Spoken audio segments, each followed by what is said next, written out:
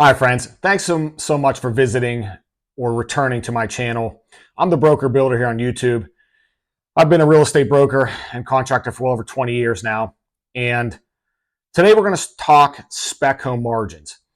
If you are a real estate investor or maybe you're a flipper or somebody who just wants to get into that space, you have either asked yourself or going to ask yourself, can I make money building homes from scratch or building spec homes?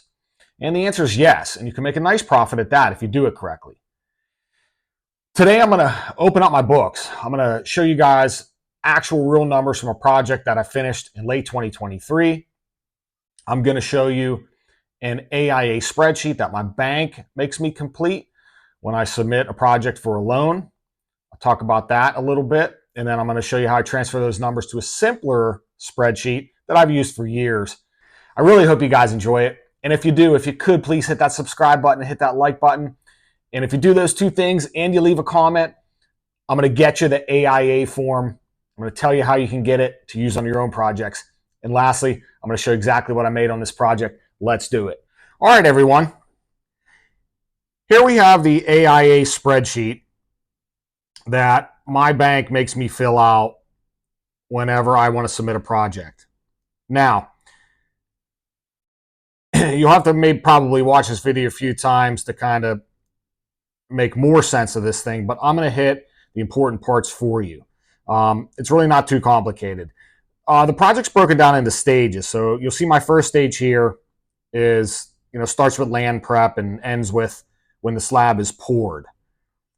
And then stage 2, exterior walls to permanent roof, etc. Now, you don't have to have a certain amount of stages usually. I like to do it in 5 because I don't like to have huge amounts of money hanging out there.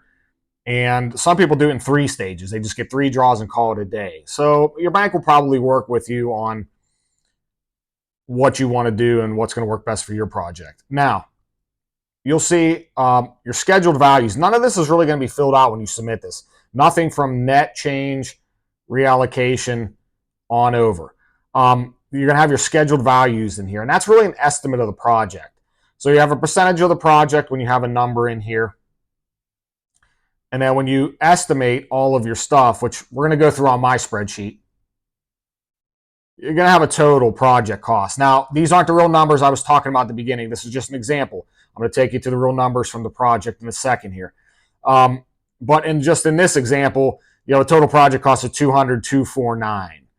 Okay. Why this is important for you to get this right is because the bank's going to have you put a certain amount of money into the project. Like, for example, if I estimate a project at $200,000 and my bank wants 25% in, I have to show receipts for $50,000 before they will even give me a draw.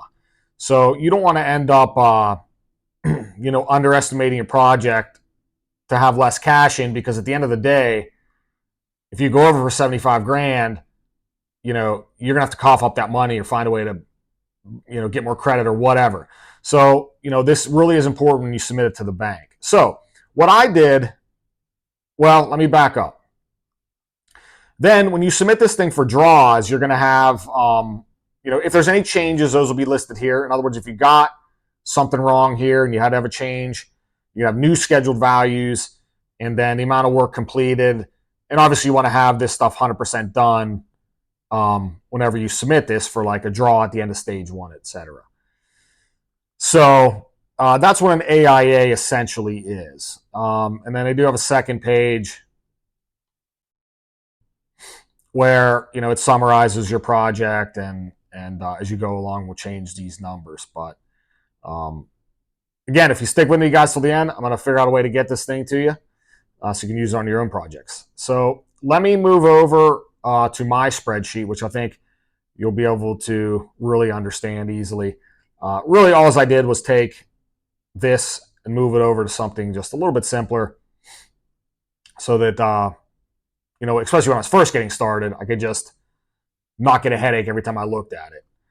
So let me jump over. All right, guys, I am flipped over to my spreadsheet now, and here's where things are going to get exciting, so hang in there. Okay, this is an actual spec home that I built, like I said, in late 2023. And this is what we got. My first stage here goes from land prep, and these are actual numbers. When I estimated this, it was slightly different, but it was pretty close. But these are actual finished numbers here. So I've got land prep 9280.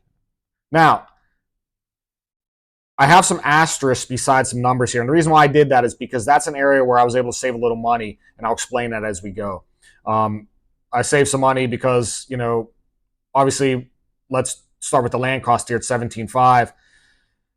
Sometimes I'm able to make a real estate commission on that when I buy it. Now, it's not big dollars here, but in fact, I think I let my dad keep this commission because he found the property. But yeah, he works at in my company. But if I were to buy the land myself, I could have made maybe $1,000 there, and so that's why I had the asterisk there. The plans were $1,300. Closing costs on my loan. Now, on this particular project, I did private financing, but I still had to record a mortgage for the investor. So I had all the same closing costs, maybe a little bit less than I would have at a bank, but it's real close. So I had closing costs roughly $2,500, survey $550, dumpster $450, utility deposits $250, impact fees. Now, here in Florida, impact fees are very expensive. For this project, it was about $20,000. I paid a little bit up front here, and then you'll see at the end I paid the rest. So my impact fees up front, the permit $1,812, builder's risk $1,000, first floor plumbing rough was $2,400, and my finished slab roughly $16,000, labor and materials. So my first stage roughly $50,000. Stage 2, concrete block walls, trusses, framing material and labor, termite protection, and roof sealing and felts, dry-in essentially. My stage 2 roughly $34,000. My stage 3 electrical rough-in, AC rough, windows. Now I have the stars beside the windows here because I did install them myself. Probably $1,000 in savings there. Exterior and interior doors $3,200. Block foam and bats $1,500. Permanent roof was roughly $7,000, and my second plumbing rough $2,400. So my stage 3 roughly $30,000. Drywall material, drywall labor, another dumpster, siding and stucco about $4,500. Exterior, interior painting, guys. I don't know. Maybe some of you can't paint, but it's not that difficult. I've been painting since I've been a kid, but in any case, for a small house, you can get away with it even if you're an amateur. You're going to save a lot of money here. These guys are charging $5,000, $6,000, $7,000 on up to paint a house today, new construction. I can do it in 2 days. So, I'd probably say $5,000 there painting myself. So my fourth stage around $15,000. So my fifth stage, garage door $2,000, ceramic tile. I did hire out the bathrooms. I just put the stars there because I did the backsplash myself, which probably saved $1,000 in labor. Interior trim, cabinets and vanities, air conditioner handler, plumbing top out $3,500, electrical roughly $6,000, exterior trim and soffits. My buddy and I did do the soffit and fascia. It took us 1 day. I probably saved $1,000 there. And then a septic system for this property was $7,200. This property is actually in 6 stages. I think the AIA I showed you before this was in 5 stages. But again, you can do it as many stages as you want to do it. Unless your bank has some kind of guidelines they have to follow there. But I don't think they do. In fact, I think the more draws you have, the more money they're probably going to make because you're going to be taking them sooner. So the fifth stage here, blowing insulation, finished floors. Here's the remainder of the impact fee, $16,000. Appliances were $1,300. Porta potty final bill. Air conditioning compressor. Driveways and walks, granite, stone. Now, the picture in the thumbnail, I did the stone columns there, and that probably saved me $500 in labor. Cleaning, blower door tests. There's another duct test, some other kind of test, I forget. Landscaping and irrigation. Now, my buddy and I did chuck some sod as well, so we probably saved a few grand there. And that's it, guys. I built in some general conditions, which a bank will usually let you do. So I had 4,000 in there. Those got eaten up quick by some labor help and things like that. On this deal, I gave my private lender a kicker at the end. So I paid him interest while the loan was out, and I gave him $5,000 when it sold. So, you know, he makes a nice interest rate at the end of the day. And I paid approximately $11,000 in interest on a loan while it was out. Now, I will tell you this. This property got caught up in all the COVID BS. These trusses took like 10 months to get done.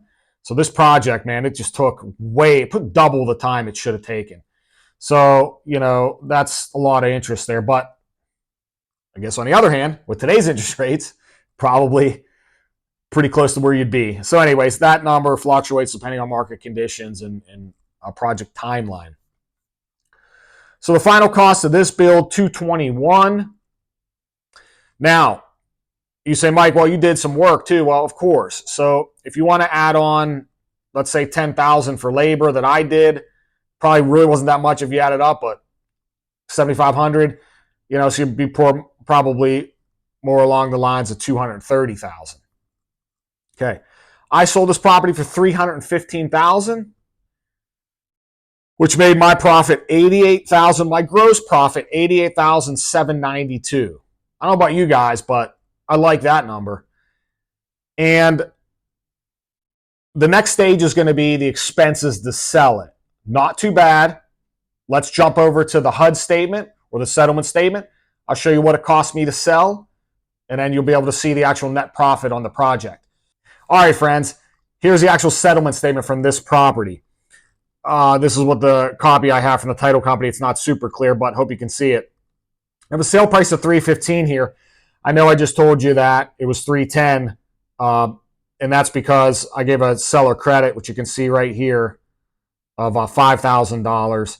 So that really was $310 net. But I had some taxes to pay here, county taxes, which would be the real estate taxes. My title insurance was around $1,600. Closing fee, title expenses. Real estate commission was about $8,000 to the buyer's agent. Now, being that I'm a broker, I did not have to pay somebody to sell this property, so that's a savings of, in this case, $7,800. So, you know, if you're going to be doing a lot of this stuff, it might make sense to go get your real estate license. That's up to you. But, you know, you do save money.